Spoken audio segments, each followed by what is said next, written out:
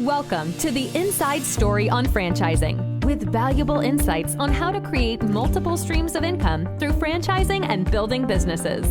Host Ricardo Matos has spent more than 25 years building businesses in multiple industries and helping other business owners succeed. His expertise and entrepreneurial know-how will educate and inspire you. On the show, Ricardo brings together industry experts and insiders who share solutions and strategies, along with a passion for helping entrepreneurs make the best decision when it comes to buying a franchise or any business opportunity, and much more. Good morning, good afternoon, and good evening. Welcome to the Inside Story podcast of franchise. Today we have Justin Goodbread, CFP and CEPA, with a CVGA, owner of Heritage Investors LLC, Heritage Business Advisor, and financiallysimple.com. He's a nationally recognized financial planner, educator, wealth manager, author, speaker, and entrepreneur. He has over 20 plus years of experience starting, buying, owning, and selling businesses. Justin is a three-time recipient of the Investopedia Top 100 Advisors Award and the Exit Planning Institute Exit Planners Leaders of the Year. Justin, how are you today, sir? Give me a little info about you, man. How you been today? Buddy, I'm blessed, greatly blessed and highly favored is what I like to say, Ricardo. It's fun. We have opportunity all around us as business owners. It's like, let's get out here and let's make this thing happen, right?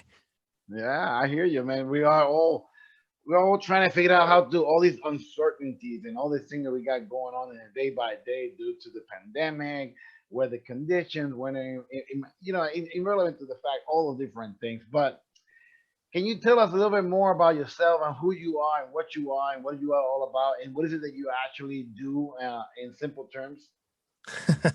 If I could put all that into simple terms, it makes my life easy for a lot of people. So I'm an old country boy from South Georgia, born and raised on the coast, lived on a dirt road growing up. So I'm just an old country boy. Fell in love with business at the age of 15, started my first business with my brother.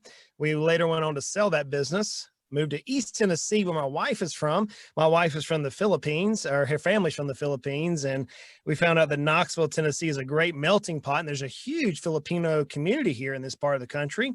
So we moved back to where her family is from and started and sold two more businesses. But during this time of growing business, starting business, selling business, being a business owner, I discovered something that really ticked me off. I mean, just made me mad, Ricardo. Really? The idea that we business owners busted. I mean, we work 40, 50, 60, 80 hours a week. In fact, I was just reading a study from the Harvard Review right before I came on this particular show for another show that said that most business owners spend about 65 to 80 hours a week working.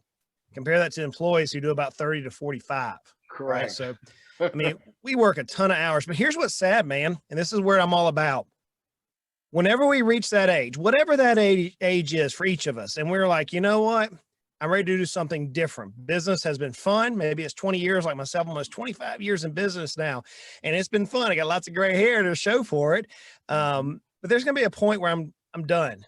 Yeah. But here's what's sad, man. Most business owners are never done.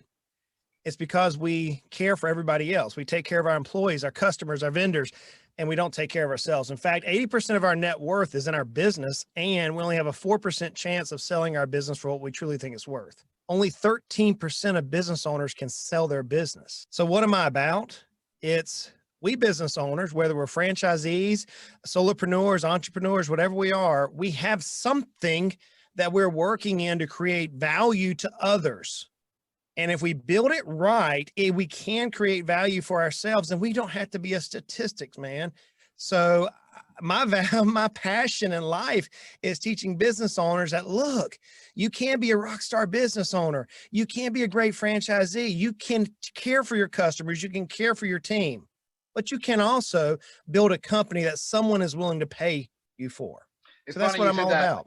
It's Justin, you said that, Justin, because I called the age from 35 to 40 years of age, your expendable years, right?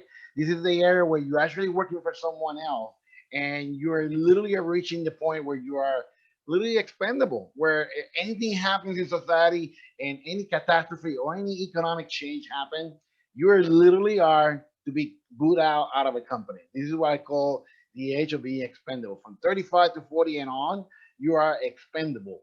And what people don't realize, when you're working 30, 40 hours for a particular company, you have some kind of secure paycheck that may be coming to your way and that you're great. But when you are an entrepreneur, when you are a business owner and you're working and striving forward and you don't know where your next pay is and when your next payment is going to come from, and you're working to make your business to strive to success, it is a crucial thing for every single person out there who are self-independent business owner to understand and follow process, methods, and procedures they have learned with companies that they have worked in the past.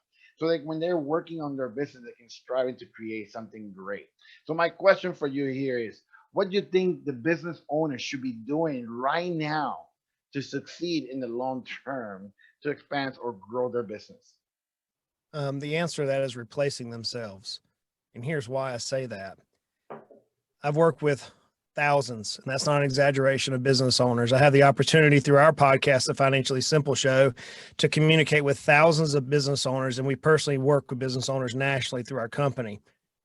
And in every business owner experience, we end up striving to have the golden goose, the old metaphor. We want that goose that lays the golden eggs for us, but yet we're no more than firefighters. In Michael Gerber's book, The E-Myth, which is a great book, I challenge everybody to read. It's one of the best ones out there, I believe, for small business owners. He says that oftentimes we work for a lunatic, ourselves, right? We work for a crazy person. Here's why. Because when we wake up in the morning, we have these great plans for how our day is going to be. Yes. And then something transpires, and before you know it, it's 5, 6, 7, 10 o'clock at night. It's like, what the heck did I get done today? I didn't do anything I was supposed to do because we're firefighters. So my challenge to every business owner is replace yourself day one. See, whenever you go to build this asset, this business that is supposed to provide us income and ultimately be this golden goose, right? That we all set out in business to be, right? We wanted to have our own freedom. We want to have the cars and the houses and the time and the vacations. But before you know it, we're in those expandable years, Ricardo, as you mentioned, and now we're working 60, 70 hours a week doing remedial things that we shouldn't be doing. So the number one thing that every business owner at this point should be doing is replacing themselves. If they can truly move themselves from the epicenter of the business, then now an investor is willing to pay you something. Now another person who wants to step in that role as a business owner is willing to pay you something. So by moving yourself out of the business, you create more freedom for yourself. You create more value. You increase the value of your company, and you position yourself to reach those dreams, whatever it may have been for you and your company. I promise you didn't go into business or franchisee in order to work 90 hours a week and be frazzled and all those other things. It's not why we went into business. No, I agree with you, Justin. And in all respect to what people are trying to strive and succeed, no one should be able to have to work 50, 60, 70 hours when you're even striving for your business. The idea of owning a business is to delegate the workload. Yes, we know there are new entrepreneur people out there who they just feel that they have to hug everything, right? They have to be in control of all aspects of the business, understanding the meaning of each individual business. But not until you start delegating the workload, your business is not going to strive and move forward, because there's always so much you can actually accomplish and achieve all by yourself, right? And I know there's a lot of pitfalls. The business facilitate into aspects of consideration, what to do first, what to do second, right? And one of the biggest problems in a lot of business owners is pitfall, right? And those pitfalls are procrastination. And the procrastination is not having a clear perspective of lining up all the things that they need to accomplish, right? And here's where you come in. You come in as the one individual who can help them not only organize those methodologies in order from A to C, but correct me if I'm wrong, do you even find ways to streamline process and procedures for business owners? Or what is the things that you're actually working with a business owner that you're helping to move forward? Yeah. So here's the way I would describe it. In every business, there are the number 8 fundamental areas of business, no matter what business it is. I'm going to lay these 8 areas out, and this will be the answer to your question. Okay. So in every business, you have planning. What are we going to do? You have leadership. Who is going to do it? You have sales and marketing, 2 different areas, but that's getting customers to the door and then selling them on the particular product or service you have. You have operations. It's how you move the product or customer through your organization. You have your employees or people. you have finance and legal. There's 8 key areas of every business that's out there. No matter what the business is, they all have those 8 areas. Here's where it gets interesting, Ricardo. Most business owners are very lousy planners. In fact, it's the one and the weakest area for all of us business owners. We're really good at operations, especially in the franchise world. Operations and those systems and processes are often laid out by the mothership. Yeah, the franchisor. They're all laid out for us, the operations, and they tell us the right people to hire. In a franchise environment, they tell us, here's how you hire. And a lot of times we have clients who they actually have the franchise board, the franchisor who are doing the marketing for us. So they really don't have to do the marketing in some of these aspects. Now, if you're not a franchisee, listen to the show, then you realize that you're having to come up with all these systems and processes and who to hire and the marketing. But here's where we get into the center of it, Ricardo, is every business owner, no matter what franchisee or a small business owner that's not incorporated with franchise, we all have to look at all 8 areas and then to strengthen the one who is the weakest. Many times it's planning. Sometimes it may be leadership. But here's the problem with us business owners is even though we know we have to have the systems, and yes, we can get in and we can tell you how to improve the systems. Yes, we can tell you how to do better scheduling. Yes, we can tell you the KPIs and KRIs and PIs and all these different types of acronyms that we know as business entrepreneurs. But ultimately, it's relying upon the business owner themselves to realize, hey, I've got a problem. I like the epicenter of my business. Even with all these systems, I want to go and tweak them, micromanage and all these things. We've got to remove ourselves. So I still go back to, a good consultant, they can show you how to do all these things. Yeah. But at the end of the day, we business owners are a unique breed. We want control, man. We want to hold that steering wheel. We want to drive the bus. And until we can let go of that and trust the team, the systems, the operations, the planning, all those things around us, we're never going to reach what we truly desire in our business. You have given some great suggestions and advice and tips in relation to what they need to do and accomplish. But let's say someone who's new at a business, right? They're not just necessarily owning a franchise, but owning a business. And due to this pandemic that we're currently facing, weather conditions, power outage in Houston, right? What do you call it? The freeze coming in that was never planned, running out of water, and businesses trying to proceed and move forward.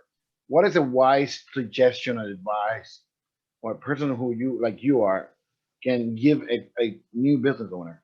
Yeah, easy. That's an easy one. Start and do a plan. Now, I'm not talking about a business plan with the 9 points. I've written articles and articles about that for national media and own blog posts, etc. In every business, we're going to face something. You mentioned a few. You mentioned storms, pandemics, you name it. There's just always going to be something out there which is going to cause us problems. That's the nature of being in business. Hurricane, tornadoes, you name it. You name it. Political aspect, right? Oh yeah, just you name it, something's gonna change. That's right. The only thing in life that's certain is change. Here's what we as business owners, if you want action items, this is something I do in my own companies. This is something that we teach our customers to work with in their companies. At the beginning of year or right now, as you're listening to this podcast, I want you to pause your life and let's build a strategic plan. Let's you as the business owner put blinders on you. And let's get laser focused on what's going to make your business successful. So here's the structure that we operate through. The first thing is we want to identify just 3 things, 3 objectives that you need to accomplish in the next 6 months to a year, depending on your business and scope, skills, etc. 3 things. One of them has to be financial. Maybe you say, hey, look, we want to grow our revenue by 20%. Maybe it's one we want to cut our SG&A, our sales and general accounting expenses by 20%. We want to do something financial, one objective. And then we're gonna have 2 objectives that are not financial. And it may be, let's rebuild our marketing. Let's help target better customers. Let's build better systems, better processes, whatever it is. That's 3 objectives and that's it. And then for all 3 objectives, I want you to list 3 specific tactics that you're gonna do for each objective. So now we have an objective to grow revenue and there's 3 tactics on how we're gonna do that. So let's say hypothetically that we want to grow our revenue by 20%. One of the tactics we're going to do is to enter a new market segment, whatever that may be for your business in my illustration. So for that one tactic, I want you to identify 3 specific action steps in order to enter that new market segment. So we have 3 objectives. For each objectives, we have 3 tactics. For each tactics, we have 3 action steps. If you delineate that out, you have 27 action steps that now you can assign who is going to do it, When are they going to do it by? And what is the results going to yield? So with a strategic plan in place, we take the paradigm of business ownership and we actually lay out, here's what we are going to do in business, come hell or high water. Man, come storms, come politics, come whoever, this is what we're going to do. Dude, I got to tell you, Ricardo, man, through all of 2020, with everything we faced, through hundreds of businesses that we had the opportunity to serve, we only had a few business that did not hit their objectives. Yeah. Because they became so laser focused that it didn't matter about the storm around them. It didn't matter about the problems that we face as business owners. We were hell bent on reaching these particular things. And once you put that in your eyes crystal clear, number one, for you as a business owner, then number two, as you align your team to that goal, I got to tell you, brother, man, so many things can be accomplished when you get laser focused. So that's what I would do right now. I agree with you. I believe in being laser focused is one thing, but you got to understand a lot of people today who have come in from the corporate America and becoming entrepreneurs, learning how to own a business, or even how to buy a business. What advice can you give for someone who's buying a new business? What are the most important things that a new business owner should know or do to set themselves on a new business for success? I mean, we in the franchise world is one thing, right? Everything's laid out through the process and step by step in order for to take that franchise level to the next level, right? But when you are not into the franchise world and you're starting from scratch and you're starting a business out of the blues, what advice can you give? Why are we doing this? I'm going to have you answer that question, number one, because that's in and of itself is going to be the advice you need. And here's why. I know that seems like a cop-out answer, Ricardo, but that's the reality of it. So many times in life, we people who are business owners will have this dream that, hey, I want to make a lot of money. If that's your reason for business, great. Chances are you're not going to make it. Correct. Chances are you're not going to make it. If you say, I want to impact the world, then go work for the American Red Cross. Yeah. Okay. Go do something in a mission environment. You have to know what it is. What is your purpose in life? What are you trying to accomplish? See, the solution is not the business. It's not the franchise. That's just a method to get you to what you want to accomplish. I know it seems philosophical, but I mean, I can sit here and say, yeah, if you want to go out and buy a business, you need to have 24 months worth of cash. If you want to buy a business, you need to have a detailed marketing plan and know who your target market is. But candidly, brother, all those answers are trite. And it's not real world experience from somebody who spent hundreds of hours becoming an expert in business. If you want to be an expert at business, what do you want to do? Yes. Answer that question. That lets you know the answer to everything else. One of the quick questions that I get from a lot of people is, when will I get my return on my investment? How quick can I get my money back? And I was like, people are relying on the actual business model that the return of investment can happen over time. They go to on TV and they watch all these different TV shows of how they do this and how they do that, right? And they're thinking that what they're seeing on TV is what is really going to really be it, right? And in society, they don't necessarily understand that the return on investment is what you're putting into the business, but you're getting out for your reward of the accomplishment you're doing day by day. Not the reward of money, it's a reward of what have you done in your business for it to grow, right? It's like I tell people about Amazon. Amazon recently became profitable to the pandemic because for the past 25 years, their expenses have been being higher than the growth of profitability. But the business model was so great that it continues driving a lot of attaining more investors, right?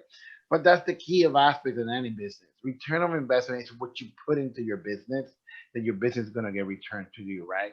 It's what you sow is what you reap. It's the seed that you plant that you're going to grow a fruit from it, right? If you're taking care of that business, let's say, for example, you plant a tree of oranges and it takes 2 or 3 years to give you orange, but you're planting it, right? You're taking care of it. You're watering it. You put in some fertilizer, right? And you continue to take care of that tree. So when it gives you that fruit, it's the best fruit you can ever attain because you took good care of it. The business is exactly the same way, right? Here's what's interesting, Ricardo, is I couldn't agree with you more on that. Here's why. Work with a lot of business owners, and they by all metrics, you would think they're successful. They have the big, nice house. They have the big car. Here's what most people don't see is that they worked in their business for 5, 10 years, not actually taking a paycheck home living off of savings, living off of something. And then all of a sudden they were overnight successes. It's kind of like the iceberg effect, right? There's so much underneath the water. There's a story that I love. If you can read the one about the bamboo shoe that takes 5 years before you actually see it break the ground. People grow bamboo and it never comes through the ground for 5 years. The one I love is the rocket, like the Apollo series rocket ship, like Apollo 13, the movie's written after. It would burn up 87% of its fuel just to get 1 inch off the launch pad. That's what business is truly about. If you're going into business saying, hey, how fast can I get my ROI, return on my investment? Don't go into business. Because I can tell you from personal experience in my company today, I worked in there making, get this, as a planner, as an expert in the industry, taking home less than $30,000 a year for 6 years. Oh yeah, I know that. Oh yeah. And then where people forget about is we look at the income, and the income is not the value. And we would say a good business owner and a successful business owner differ is a good business owner knows how to make income. Yeah, they have an income machine providing them money, but they have to work 60 hours a week to get that. A successful business owner has a machine that's not only providing them a little bit of money, but is providing them a ton of value that they're going to be able to sell, or they've already in a process of selling and actually realizing that illiquid value. Yeah. So if you're going into business saying, yeah, I want to get rich quick, don't do it. Go to Vegas and play the lottery. Yeah, Goodbread said that. Go play lottery. You might get rich quick out there. Business is too much of a headache to try that with. I know exactly what you mean. But can you share a little bit more? One of the major challenges that you have faced when you were growing your business? Patience, man, patience. It's exactly the same thing. So I have this huge vision, right? Whenever I share my vision, it scares people. This huge vision, and I know I can get there tomorrow with the right team and the right amount of money. The problem is getting the right team members and then having the right amount of money to be able to afford the marketing and the process and the systems and all those things. So for me, one of my challenges is being patient, letting business develop. You know, I want to 10X it today, as Grant Cardone's often saying. I want to 10X it today. I want to make this thing just super crazy. Yeah. Once you get to a certain level of business, it's more like an aircraft carrier going through the ocean, one of these big cruise liners. You don't turn them real fast. So you have to be very tactical. So to me, man, the biggest thing I have to deal with is patience. I see so much opportunity everywhere. I call it the seasoning process, right? You know, there's companies out there that they strive to sell you leads. And sometimes leads are not the best things to have and attain. Leads are a way to, you're spending money buying leads instead of buying leads of how to do business. Go after building your brand, right? Building your niche or who you are and what you are all about and how is your business going to strive. So it naturally will overcome, right? I believe that what do you call this? The turtle and the rabbit, right? The turtle is walking slow, seeing a big picture, gradually making the right decision. The rabbit is going so fast, getting a very narrow view of everything in life and missing all the great opportunities due to the fact that it's going so fast that it's not seeing all the biggest spectrum. And at the end of the race, the one that wins is the one who's going gradually, slowly, evaluating, analyzing all the details of their growth according to their business model. And basically what it comes down to me, when people are overcoming each individual challenge that they face day by day, their business will be more, what should I call it, more profitable or more successful because you are seeing it from the get-go with better spectrum. So when you started doing your business and with the people that you have coached in their business to strive forward, what is that one thing that it caused the biggest problem between the rabbit and the turtle? I know there's certain people out there who wants to go strive fast and they want to make it happen. And there's the other one that just want to take everything slowly. What can you share from us about that? Yeah. So the question is, what causes the biggest problem on the focus of whether or not instant results? Here's your biggest problem. We don't have a plan, period. No other way around it. Go back to the same question I said earlier. Why are you going into business? What is the reason for it? And if you can't identify that, then you're just out here just being tossed to and fro. You're just moving all around. It's like this. I was in my garden one day and I was watching the wind blow the pollen all around. There was just really no method to the madness. Mm-hmm. You know, whenever I started my 3 companies now, I'd already sold 3 businesses.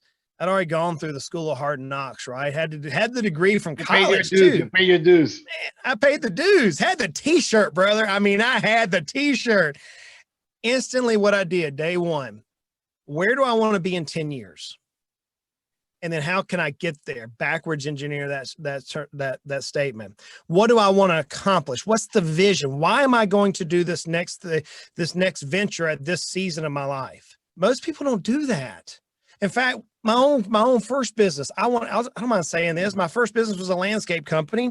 Did a lot of landscape plans. My goal, you'll love this, Ricardo, I wanted to grow a purple daylily. It's a type of flower. And I wanted to be the first person ever to have a purple daylily. That way I could patent it after my name. Yeah. It didn't happen. Somebody else beat me to the race. I actually learned how to do genetic modifications for daylilies. It was a lot of fun. I was in my teenage years.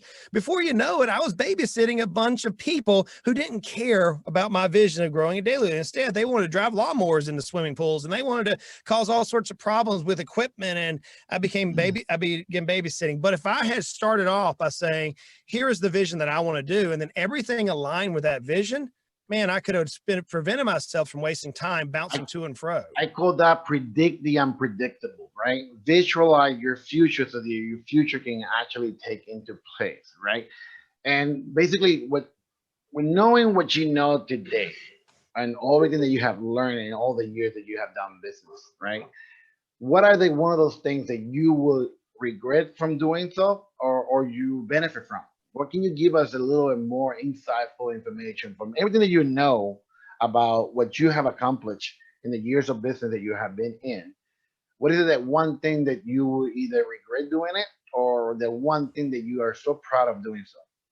Man, I have a lot. I can't give you one. I have lots of regrets. I've been in business for too long. Regret, I could say as a micro without getting too specific, is not listening to my gut. Allowing people to influence me. You know, I didn't listen to my gut on a couple of circumstances, and I listened to people who didn't know the full story. And by doing so, one particular time cost me 7 years of my life and almost $300,000 of fees in a legal battle. It was ridiculous. Not listening to my gut. No. It was a business issue. It wasn't marriage. My marriage is awesome. It was business. It was a business divorce. Yeah. And I didn't listen to my gut. That's right. Yeah. So I can say that for me, not listening to my gut was a big one. Number two, if I can tell you, the greatest thing is surround yourself with unbelievable people. Yes. The better people you can surround yourself with. And guys, I got to be honest, I've fallen victim to this. I can't afford to hire that individual. And then I just want to hire somebody cheaper, right? And before you know it, I should have hired the best one first. So I often now I've taken the position saying, I want to hire the absolute best person for that position. If it's going to cost me a premium and they're worth it, they're going to make up for it. So I want to surround myself with the best possible people to help carry out the mission that we have for our companies. Those are the two pros and cons if I had to condense it on a moment's notice, Ricardo. Perfect. So now what can you share on your greatest business success story? Man, I can share lots of things there on greatest successes. The biggest success I can tell you comes in a family matter. My dad passed away unexpectedly a couple of years ago. Unexpectedly. It was a middle of heartache for our family. We had already dealt with a lot of things. My wife and I had lost several babies in the third trimester to miscarriages. And lo and behold, my dad, who is my hero, was gone in a split second. My mom looked at me the day after the funeral and said, Justin, am I going to be okay? And because we had done proper planning, because we had aligned their life's business into a position where they could succeed, I got to tell you, man, there's nothing more successful that I can think of than to be able to look at your mother in the eyes after an event and say, you're okay. We did it right. So that to me is probably my biggest success story. It's not what you're after. I know what you're after. You want me to brag about clients, but I can tell you, to me, that's the biggest success story. Now, on a client matter, I have a client who years ago, he had about $400,000 of total assets, and he wanted to retire in 2 years, which means we had to grow from 400,000 to 5 million. We did it in about 6 years' time, and he sold his business and retired, and now likes to drive motorcycles all over the place. That's an unbelievable success story. Now, he listened, and it was hard, and it's not the same thing that everybody's going to be able to accomplish. This guy was a special case. but you can reach your goals. So, if I could say anything to business owners along that lines, it'd be this, Ricardo: life is hard. Business will kick you square in the teeth the minute you don't think it's coming. And when you do think it's coming, it's not going to hit you in the teeth. It's going to hit you in the gut. It's going to knock you down over and over. But you can reach your goals. And this thing of business, franchising, whatever it may be, it is so rewarding. You have the opportunity to influence so many people, whether it's your employees that you help them pay for their kids to go to college or pay their car payments or their house payments, or it's your customers that you have the opportunity to serve every single day to help their lives be better, whatever it is, even if it's serving pizzas to them, you're helping their lives be better. The business owner world is a great one, and you can reach your level of success. Oh, I agree with you, Mike, Justin, but we're running out of time, and I wanna know where our listeners can learn more about you. And how can they connect with you? Because you are a very intricate person in the financial world. You're helping people how to do the right investment. You're helping people how to streamline their business methodologies so that it can actually be very profitable. Where can our listeners reach out to you? Sure. So go to financiallysimple.com. There it hosts everything. And my challenge to your listeners is this: if there's a subject that you can search on the website and we have not written about it, let me know. If there's anything in business that you have a question about that's not on that site, let me know. We'll fill the gap. So you can go to financiallysimple.com, or you can go to Financially Simple on any of the podcast venues out there. We have over 340 episodes. We deal with anything and everything. In fact, I'm soon recording an episode on how to create the best possible schedule for business owners for maximum productivity. It's a great podcast. I can't wait to share how to simplify, just to create a schedule so that we can be high producers. So I would challenge you to go to financiallysimple.com or check out the Financially Simple podcast. Perfect very much. I want to thank you very much. Stay after the cut up, but I look forward to talk to you more in the near future and continue striving forward. So I want to thank you again for being part of the Inside Story franchise, and hopefully all of our listeners will appreciate the great insightful information, and they will look after you and find that great information after you. Hey, Ricardo, thanks for having me on the show today, man. Hey, and all the listeners out there, y'all go out and make it happen. Charge hell with a water pistol. Let's have fun with this thing of business. Thank you very much. I appreciate that very much. You've been listening to the Inside Story on Franchising with your host, Ricardo Matos. If you're enjoying the show, please feel free to rate, subscribe, and leave a review on your preferred podcast listening platform. That way, you'll never miss a new episode, and you can help spread the word to more entrepreneurs like yourself. We really appreciate that effort, and we'll catch you next time.